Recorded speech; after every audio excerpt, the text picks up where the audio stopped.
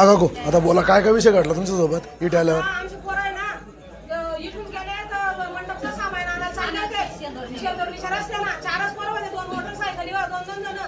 तर या रस्त्यामध्ये यांना आमच्या पोराला अडवलं आणि आसारीनं मारत टाकलं म्हणून डोक्यामध्ये आसाऱ्या टाकल्या. काय बद्दल टाकला त्यांना?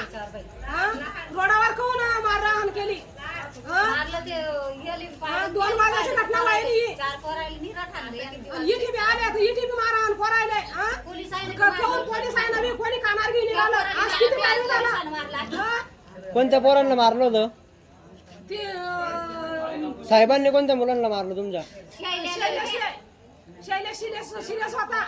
काय आलं तिडी? गुन्हा दाखल करता बर दवाखान्यातून आणलं त्यांनी. इथे आणलं तरी बी त्यांचा गुन्हा घेतला नाही. पोरगा तरी बी चक्कर येऊन पडला, तरी बी कोणी काही कानावर आले नाही.